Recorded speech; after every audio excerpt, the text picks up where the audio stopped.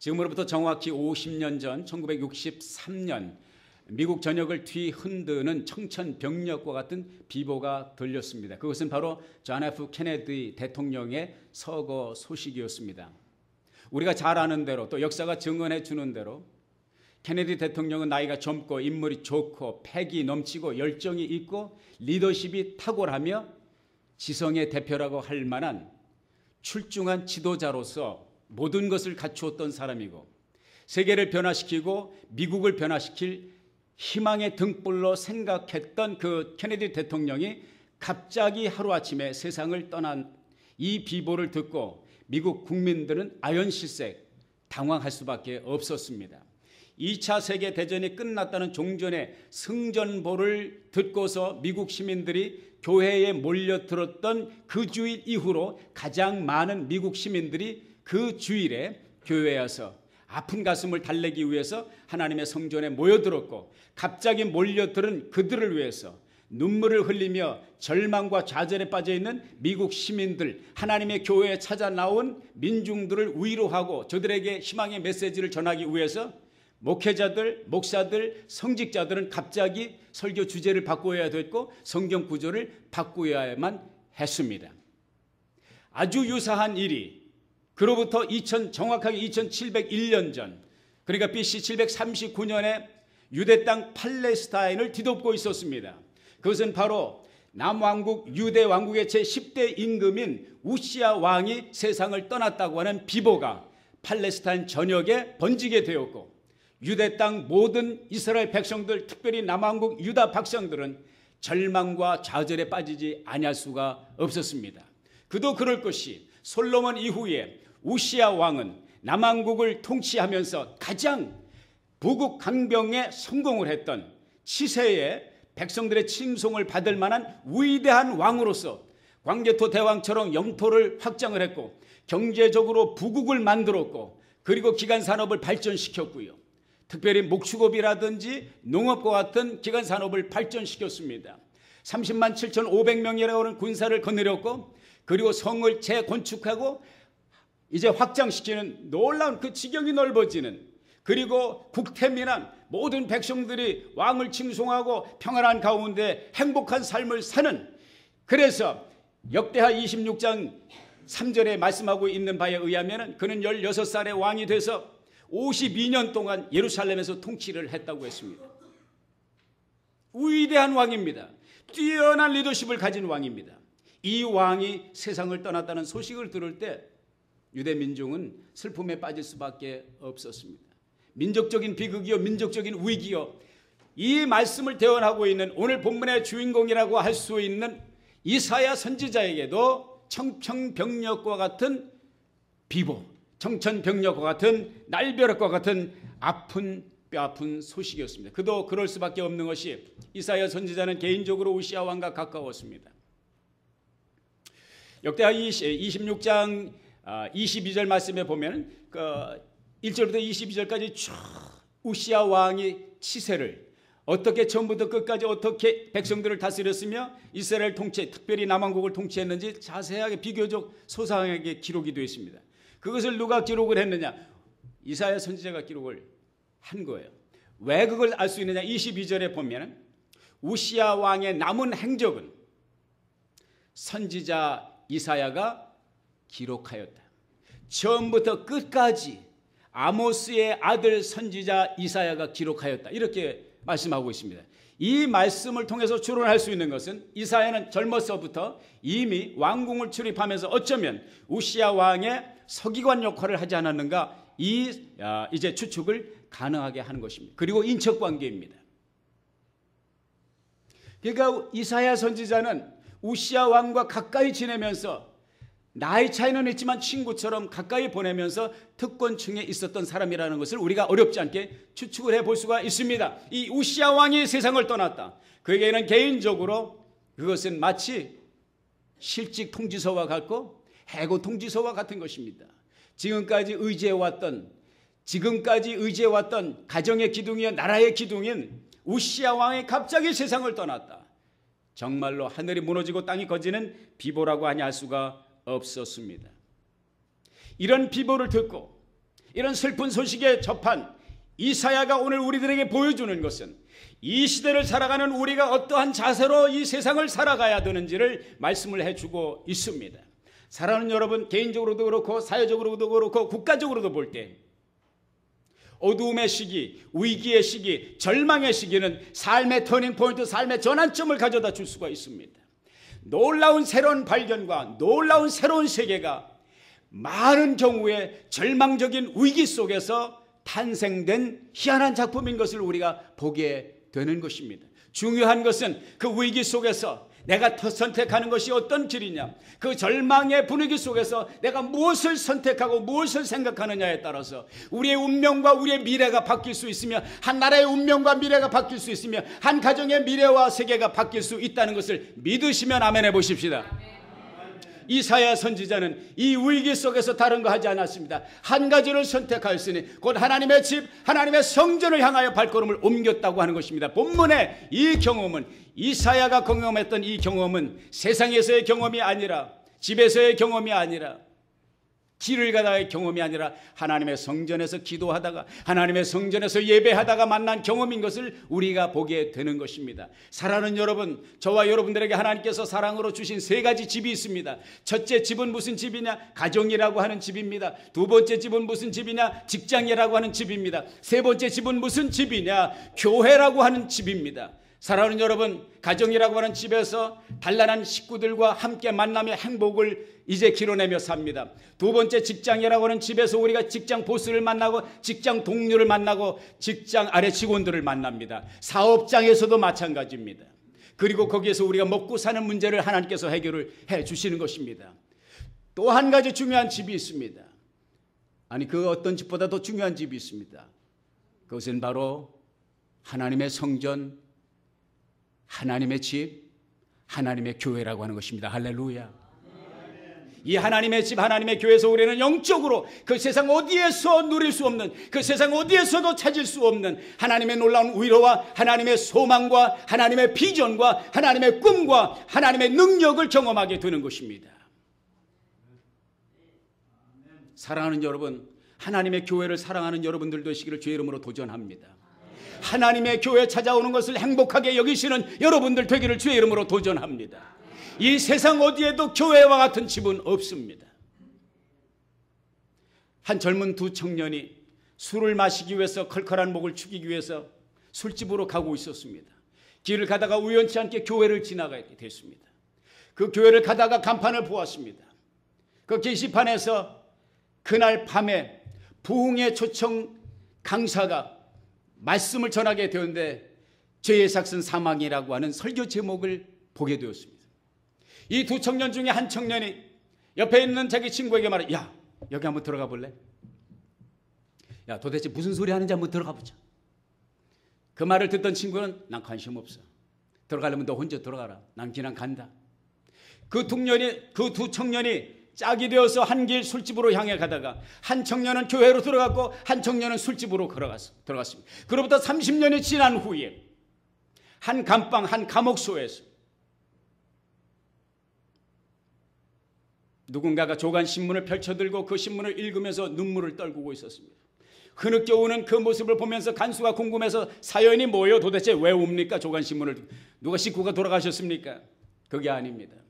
30년 전 그 친구는 나와 헤어져 교회로 들어갔고 나는 술집으로 발길을 옮겼는데, 그 친구는 오늘 이 시간 대통령이 되어서 대통령 취임식에 임하게 되었고, 나는 살인 죄수가 되어서 이 감방 속에 갇혀 있습니다. 하나님 말씀보다 더 중요한 메시지가 지금 들려오고 있습니다. 사랑하는 여러분, 하나님의 교회는 복된 집입니다. 하나님의 집을 하나님은 시은소라고 말합니다. 시은소, 베풀 시자, 은혜 은자, 장소 솥, 곧소자, 하나님의 은혜가 베풀어지는 곳이 성전입니다. 아멘입니까? 예배를 드리는 곳이 하나님입니다. 우리 주님께서 말씀하시기를, 내 집은, 우리 아버지 집은 만민이 기도하는 집이다 말씀하고 있습니다.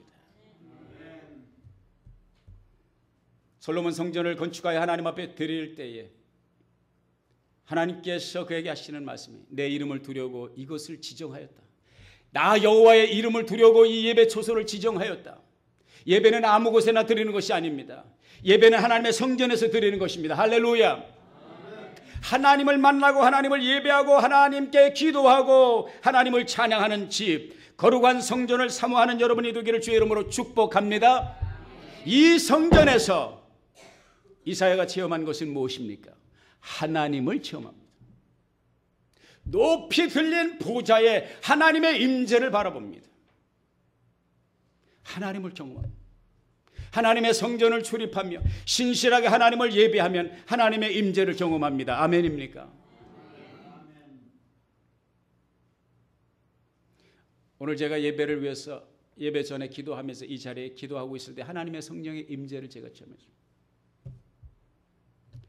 주체할 수 없는 하나님의 성령의 뜨거운 감동과 임재를 경험했습니다. 내가 그러면서 기도한 것이 주님, 이 성령의 임재를 우리 아름다운 예를 출입하며 이 제단에서 예배하는 성도들에게 함께 임하게 하옵소서. 예배에 성공할 때 인생에 성공할 수 있습니다. 예배를 하나님께서 받으실 때 하나님께서 여러분을 축복하십니다. 아멘입니까? 하나님을 경험할 때 그가 발견한 새로운 두 가지가 있었어요. 첫째는 하나님의 거룩함이었습니다. 스랍이라고 하는 것은 뭡니까? 천사의 계급을 말합니다. 이사야서에만 그게 나와 있어요. 스랍들이. 이 스랍이라고 하는 것은 불러 태운다 그런 뜻을 가지고 있습니다.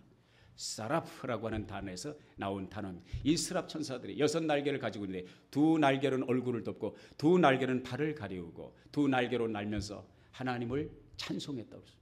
서로 주고받으며 부르짖기를 거룩하다, 거룩하다, 거룩하다. 3번 반복은 히브리 어법으로 최고의 것을 상징할 때, 최고의 것을 묘사할 때 3번을 반복합니다. 가장 거룩하고 또 거룩하신 분이 누구냐? 우리 하늘 보좌에 앉으신 하나님이시라는 거예요. 그 거룩이라고 하는 단어의 뜻은 무엇입니까? 어디에서 나왔냐면 거룩하다는, 거룩한 이 형용사는 카도시라고 하는 동사에서 나왔어요. 같이 해봅시다. 카도시. 카도시라는 말은 자른다는 거예요. 구별한다, 갈라낸다 그런 뜻이에요. 하나님이 거룩하다, 하나님이 구별됐다. 무슨 뜻입니까? 이 세상에 어디에도 하나님 같은 분이 없다는 거예요. 하나님은 세상과 땅을 창조하셨어요. 세상에 존재하는 우리가 경험하는 모든 것들, 우리가 만나는 모든 그것이 생물이든지 무생물이든지 만물의 영장이든지 천사든지 이 세상에 존재하는 하늘과 땅 사이에 존재하는 모든 존재들은 하나님이 지으신 분.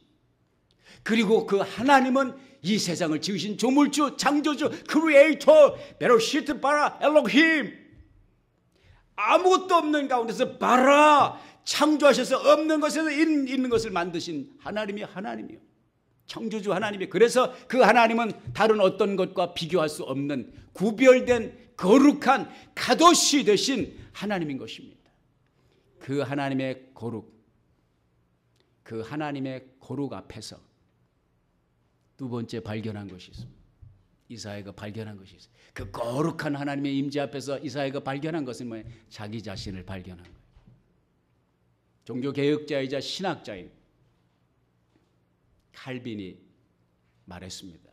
인간이 하나님을 알기 전에는 인간이 스스로를 알 수 없다 말했습니다. 이사야가 하나님을 만났을 때, 하나님을 발견할 때, 하나님을 알게 될 때 자기 자신을 발견하고 자기 자신이 누구인지 알게 되었습니다. 그리고 그 자기 자신은 자기가 곧 죄인이라는 사실을 발견하게 되었습니다. 나는 입술이 부정한 사람이면서 입술이 부정한 사람들 가운데 살면서 나는 이제 망하게 됐다. 나는 이제 죽었다. 입술이 부정한 자유, 입술이 부정한 백성들 가운데 살면서 왕이신 만군의 여호와 하나님을 내 눈으로 봤다. 히브리 사람들이, 이스라엘 사람들이 가졌던 개념은 뭐냐면 인간은 하나님을 보면 죽는다는 거죠. 왜? 그 하나님은 구별되신 분, 그 하나님 앞에는 죄가 용납될 수가 없는 분이기 때문에. 하나님을 체험한 사람은 자기가 죄인인 것을 발견하게 됩니다. 아멘입니까? 건축하는 사람들이 목수들이 가지고 다니는 많은 연장이 있어요. 우리 함진옥 집사님 우리 교회 식구들 가운데 연장이 제일 많으신 분이에요. 자타가 공인합니다. 우리 집사님 밴에 보면 공구가 가득 찼어요. 자동차 바퀴를 보면 다른 바퀴보다 바람을 더 넣어야 돼요. 왜냐하면 너무 무겁기 때문에. 여러분, 목수들이 가지고 다니는 연장 가운데 두 가지가 있는데, 하나는 수평이라고 하는 것이 수평. 이 수평은 어떻게 생겼냐면 요만한 자같이 생겼는데 가운데 액체가 들어있고 그 액체 속에 방울이 있어요. 공기방울이 있어요. 그게 왜 필요하냐면 수평을 맞추는 데 필요해요. 이게 똑바로 됐는데, 벽돌을 사는데 이 똑바로 이 석가래를 얹는데 똑바로 돼 있나 삐뚤어 됐나 알기를 위해서, 자기가 볼 때는 아무리 똑바로 된 것 같은데 갖다 재보면 다르거든요. 그 수평 안에 가운데 공기방울이 있는데 그 공기방울이 정 가운데 가 있으면 수평이 됐다요, 안 됐다요? 예, 됐습니다. 한쪽으로 기울어졌으면 수평이 아니라는 것이죠. 그래서 그 수평을 보면 정확하게 잴 수 있어요. 또 하나 연장이 있어요. 그 또 하나 연장은 이런 데 한번 가지고 오면 좋은데, 그 실에다가 줄에다가 납으로 된 줄을 달죠. 이걸 뭐라고 그러죠? 예, 다림줄이라고 그래요. 예, 우리 예수 믿는 사람 이 정도 알고 있어요. 같이 해봅시다. 다림줄. 옆에 있는 분들에게 이 정도는 아셔야 됩니다. 다림줄을 모르면 가짜요. 그냥 농담이고. 그건 플럼 라인이라는 것이 있습니다. 그게 왜 필요하냐? 중력의 법칙에 의해서 무거운 납을 잡아당기잖아요. 실이 그거를 붙잡고 있잖아요. 그래서 수직이 맞춰지는 거예요. 그래서 딱 재보면 이게 수직이 정확하게 됐나? 자기의 눈으로 볼 땐 정확한 것 같은데 딱 재보면 아니거든요. 그러면 아닌 거예요. 자기의 눈이 옳아요? 이 아니면 수평이 플럼 라인 다림줄이 옳아요. 다림줄이 옳죠. 인간의 자기의라고 하는 것은 다림줄과 수평 없이 자기가 똑바로 됐다고 부르짖는 자들과 똑같은 거예요. 아무리 부르짖어도 거기다가 다림줄 재보면 똑바로 됐는지 삐뚤어졌는지 알 수 있어요. 수평을 갖다 대보면 똑바로 됐는지 수평이 됐는지 안 됐는지 알아요. 아무리 잘난 척 해봐야 소용이 없습니다. 자기 눈이 2.0이 아니라 20.0이라도 소용없습니다. 수평 갖다 대보면 압니다. 인간이 자기 자신을 정확하게 판단하려면 우리의 수평 되시며 우리의 다림줄 되신 우리 하나님의 말씀에 비춰볼 때 알게 되는 것입니다. 아멘. 하나님의 임재를 경험하면 자기가 죄인인 것을 알게 되는 것입니다. 사랑하는 여러분, 베드로가 예수님을 처음 만났을 때 밤새도록 고기를 잡았거든요.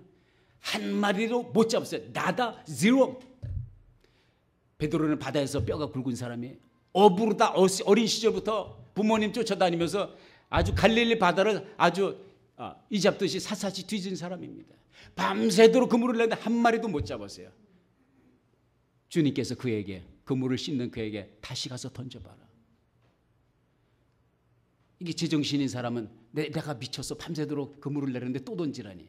그래서 주님께서 말씀하시니까, 당신이 선생님이 말씀하시니까 내가 순종하여 던지겠습니다. 그래서 던져서 잡았어요, 못 잡았어요? 2배에 가득 싣도록 잡았거든요. 그때에 발견한 것이, 그때 베드로가 체험한 것이 하나님입니다. 이분은 사람이 아니다. 이분은 보통 사람이 아니다. 하나님이 함께하는 하나님의 사람이라는 것을 깨닫게 되었어요. 그리고 나서 그가 고백한 첫 마디가 뭡니까? 주여 나를 떠나소서. Please leave me. I am a sinner. 나는 죄인입니다. 목사님, 나더러 자꾸 죄인 그러는데 나 정말 기분 나쁘거든요. 옆집에 있는 김 씨, 박 씨는 죄인인지 모르지만 나는 사람 때려 자꾸 죽인 적도 없고 사기친 적도 없고 거짓말 한 적도 없어요. 남 해코지 한 적도 없고. 나더러 자꾸 죄인. 예수님이 어떤 분이신지는 모르지만, 남을 위해서 온 세상 죄를 위해서 돌아가셨는지 모르지만 나는 아닙니다. 내가 무슨 죄를 졌습니다. 라고 말한다면 그분은 하나님을 만난 사람이에요, 못 만난 사람이에요? 하나님을, 죄송하지만 이런 분은 하나님을 만났다고 고백한다면 거짓말입니다. 하나님을 만난 사람은, 하나님을 경험한 사람은 자신의 죄를 찾는 사람, 자신의 죄인됨을 발견하는 사람. 이사야가 자신의 죄를 깨닫고 이 죄 가운데서도 이 더럽고 추한 죄, 입술에 부정한 죄, 어떻게 보면 우리가 가장 가벼운 죄가 입술이 부정한 죄가 아닌가 그런 생각을 할 수 있습니다. 그런데 보십시오. 하나님의 말씀을 보십시오. 마태복음 15장 18절에 보면 입에서 나오는 것들은 마음에서 나오는데 그것들이 사람을 더럽힌다. 사람을 더럽히는 게 입으로 들어가는 게 아니라 입에서 나오는 게 사람을 더럽힌다는 것입니다. 아무리 손을 기가 막히게 세니타이저로 닦고 소독을 하고 그래도 입에서 나오는 것이 사람을 더럽힌대요. 19절 마음에서 악한 생각, 살인, 간음, 음행, 도둑질, 거짓 증언, 비방이 나오는데 20절 이것들이 사람을 더럽힌다. 아멘입니까? 야고보서 3장 6절에 보면 말씀하기를 그 혀는 불이며 불의의 세계이다. 그 혀는 우리 지체 안에서 온 몸을 더럽히고 인생의 바퀴를 불사르니 지옥불에 의하여 불살라진다. 얼마나 무서운 거죠. 사랑하는 여러분, 사람의 말씨를 보면 그 사람의 맘씨를 압니다. 아멘입니까? 그 사람의 언어를 보면 그 사람의 인격을 압니다. 말씨를 바르게 하고 싶습니까? 맘씨를 바르게 잡으시길 바랍니다. 이 말을 뒤집어서 표현하면 우리의 말씨, 우리의 언어가 다듬어지면 우리의 마음을 다듬을 수 있다는 거예요. 아멘. 우리 아름다운 교회를 출입하는 교우 여러분, 교회 이름이 아름다운 교회잖아요. 아름답지 못한 느초한 말, 사람을 죽이는 말, 사람의 길을 살리는 말이야. 길을 죽이는 말, 주님에게 가까이 다가가는 말이 아니라 주님에게 멀어지게 하는 말, 주님 앞으로 하나님의 성전으로 이끌어들이는 말이 아니라 성전에서 세상 밖으로 몰아내는 말, 은혜가 되지 않는 말, 덕이 되지 않는 말을 정리하실 수 있기를 예수의 이름으로 축복합니다. 그래야 어느 교회 다닙니까? 아름다운 교회 다닙니다. 교회는 아름다운 교회인데 말은 아름답지 못하네. 맘씨가 아름답지 못하다는 거예요. 여러분에게 도전합니다. 좌우에 계신 분들에게 아름다운 언어를 가집시다.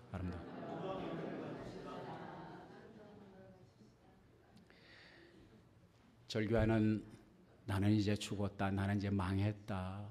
죄인으로서 이 부정한 사람이 하나님을 봤으니 나는 망하게 됐다. 절규하는 그 이사야에게 하나님은 은혜를 베푸십니다. 우리 하나님은 은혜로운 하나님입니다. 아멘입니까? 우리 하나님은 사랑의 하나님이십니다. 세상의 어디에서도 이 은혜를 경험할 수 없는 겁니다. 세상의 어디에서도 이러한 사랑을 경험할 수 없는 거예요. 누구의 사랑? 주님의 사랑입니다. 이사야에게 스랍 중에 하나가 핀 숯을 가지고 와서 부젓가락으로 손에 잡아서 부젓가락으로 가져와서 이사야의 입술에 댔습니다. 그리고 하는 말이 내 부정이 제하여 졌고 내 죄가 사하여 졌다 말씀하고 있습니다.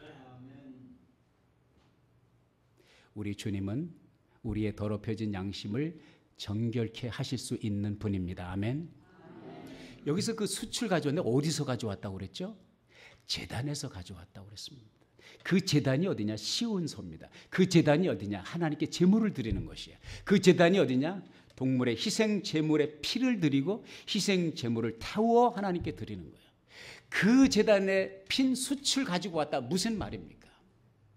우리 주 예수 그리스도의 구속의 은혜, 우리 주 예수 그리스도의 피 뿌리신 사랑, 우리를 위하여 그 번제단에 자신을 태워 드린 예수 그리스도로 말미암아 믿음의 사람들이 받는 용서의 은혜, 정결케 되는 은혜, 그 피로써 우리의 죄를 씻고 그 불로써 우리의 부족한 것을 태운다. 우리의 죄를 태운다 그런 말이죠. 내 죄가 사하여졌다. 내 부정함이 제거되었다. 주님께서 말씀하실 때 문제가 해결된 줄로 믿습니다.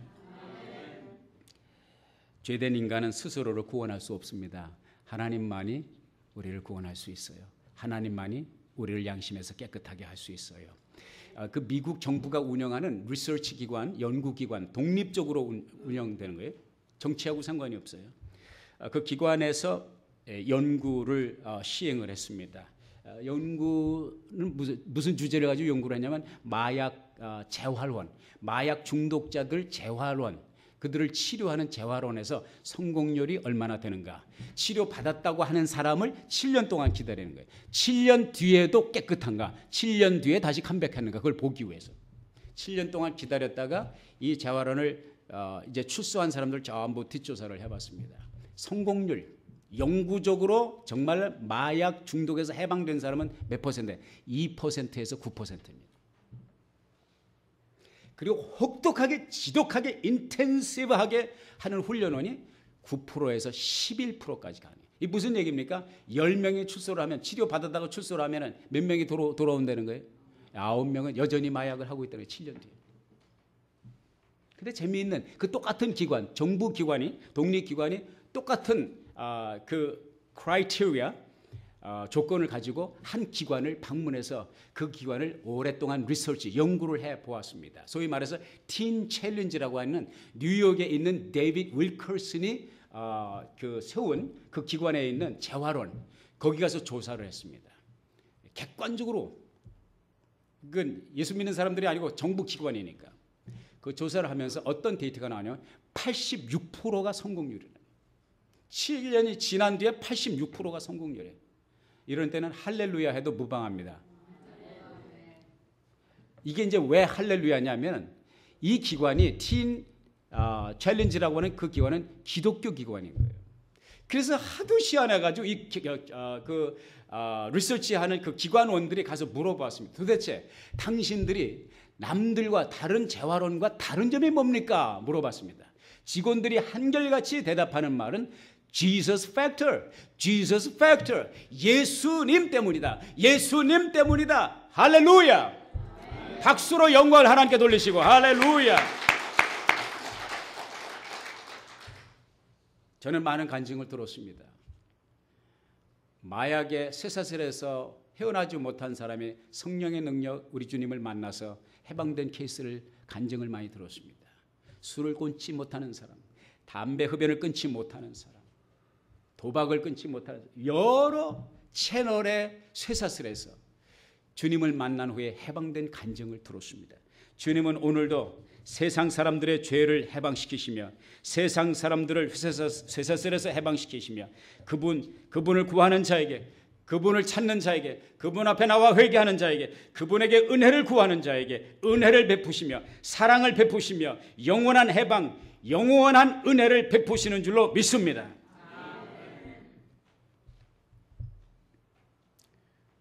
절망하지 마세요. 절망의 나라기라 할지라도 절망하지 마시기 바랍니다.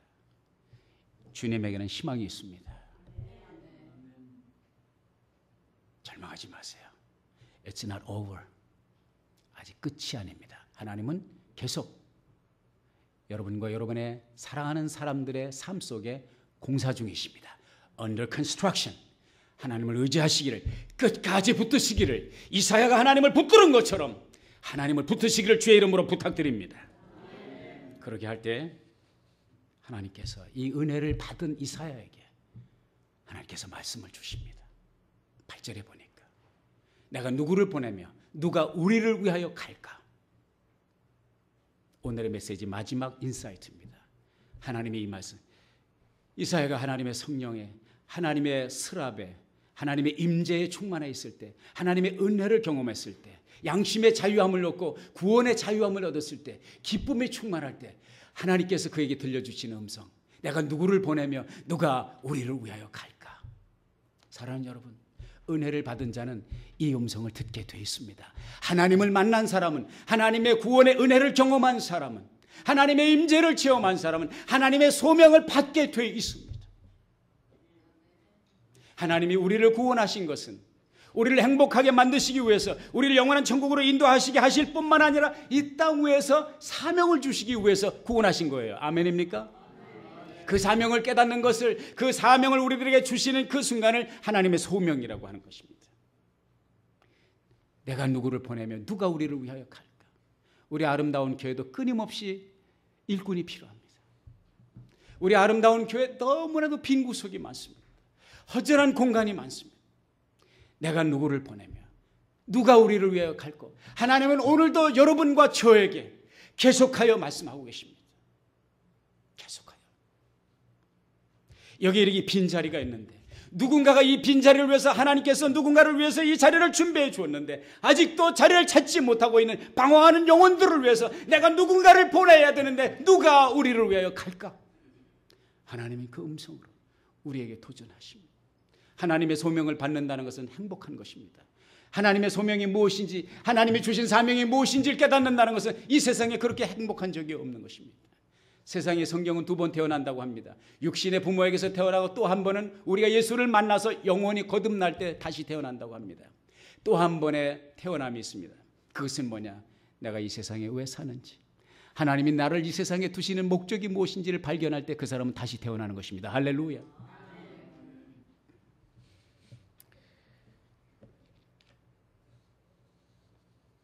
닷새 후면 우리 아름다운 교회에서 가을 새생명 축제가 열립니다. 하나님의 은혜로운 자리를 마련하셨습니다. 기도로 준비하게 하시고 누군가에게 은혜를 주시고, 보라 지금은 구원의 날이요 보라 지금은 은혜 받을 때다. 이번 기회에 은혜 받으시기를 주의 이름으로 축복합니다.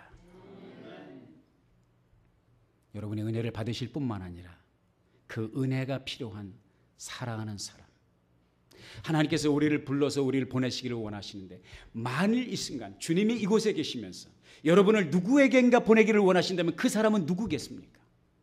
떠오르는 한 사람이 있습니까? 주의 이름으로 도전합니다. 그 사람을 위해서 기도하시기를 주의 이름으로 도전합니다. 그 사람을 위하여 사랑을 안고 찾아가시기를 주의 이름으로 도전합니다. 그리고 희망의 메시지, 하나님의 은혜가 있다고, 하나님의 사랑이 있다고, 하나님이 당신을 사랑한다고 전할 수 있기를 주의 이름으로 부탁을 드립니다. 위대한 소명, 위대한 사명을 가지고 살아간 호주 시드니의 한 전도자, 조지 스트릿이라고 하는 길에서 한평생 복음을 전했던 미스터 제너를 여러분들에게 소개를 해드리기를 원합니다. 짧은 영상 준비했는데요, 함께 보시면서 은혜를 받을 수 있기를 주의 이름으로 축원합니다.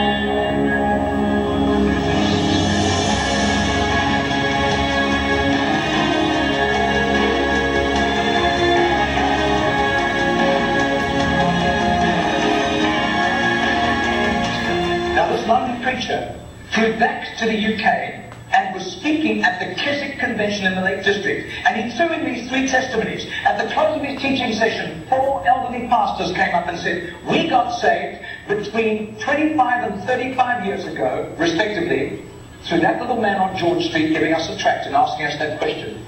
He then flew the following week to a similar Keswick Convention in the Caribbean, to missionaries. And he shared the testimonies. At the close of his teaching session, 3 missionaries came up and said, we got saved between 15 and 25 years ago, respectively, through that little man's testimony and asking us that same question on George Street in Sydney. Coming back to London, he stopped outside Atlanta, Georgia, to speak at a naval chaplains convention.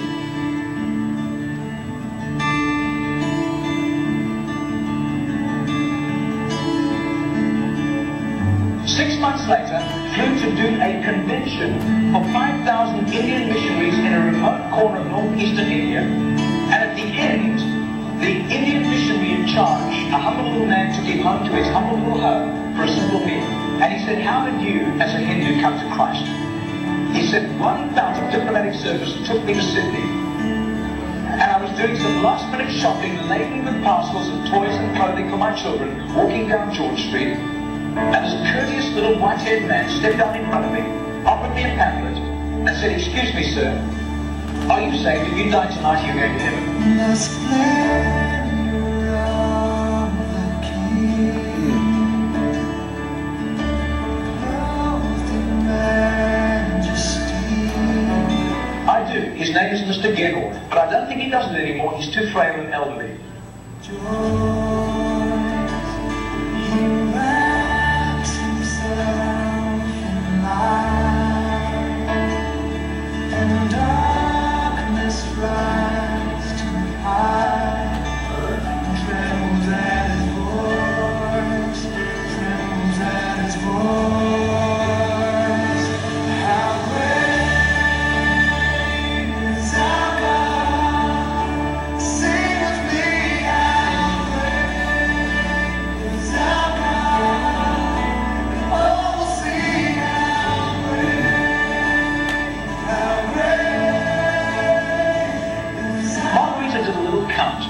That's 146,100 people. That simple little nobody except a little group of Baptists in southern Sydney knew about Mr. Gennord. But I'll tell you, his name was famous in heaven.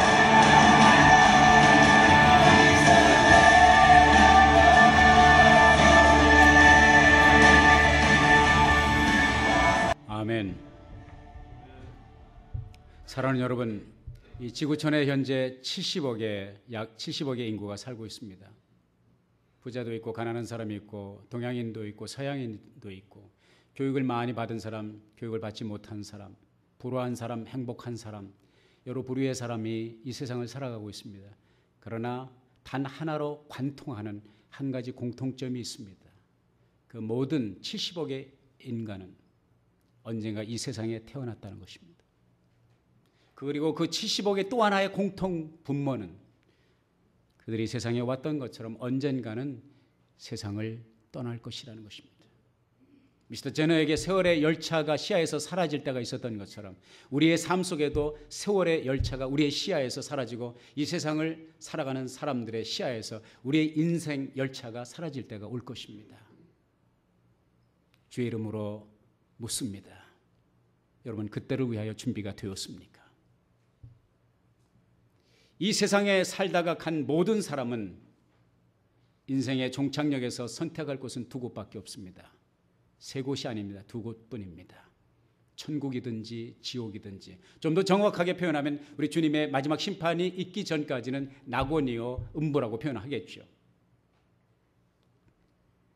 연옥 같은 것은 없습니다. 여러분, 그때를 준비하셨습니까? 영원한 운명의 갈림길에 설 준비가 되어 있습니까? 다시 주의 이름으로 여러분에게 도전을 드립니다. 여러분이 그렇게 사랑하고 아끼는 그 사람은 그 때를 준비했습니까? 이번 주 금요일, 토요일, 주일 새생명 축제가 열립니다. 너무나도 귀한 기회여 천국의 잔치입니다. 여러분을 위해서, 그리고 여러분이 아끼고 사랑하는 사람들을 위해서 주님께서 준비하신 천국의 잔치입니다. 미스터 제너처럼 14만 6천 명에게 전도를 못한다 할지라도 단 한 사람에게 이번 기회에 찾아가서 함께 가자고 말할 수 있는 용기가 있기를 주의 이름으로 도전합니다. 그 한마디의 말이 한 사람의 삶을 변화시킬 수 있고 한 사람의 운명을 변화시킬 수 있다면 why not? 내가 사랑하는 그 사람을 위해서 어떠한 값을 치르고라도 그 사람을 주님께로 인도하겠다고 하는 결심이 설 수 있기를 바라고요. 이번 집회에 우리가 변화되고 우리 아름다운 교회가 변화되고 우리가 사랑하는 사람들이 주님을 만나는 기회가 있기를 예수의 이름으로 축복합니다. 기도하겠습니다. 주께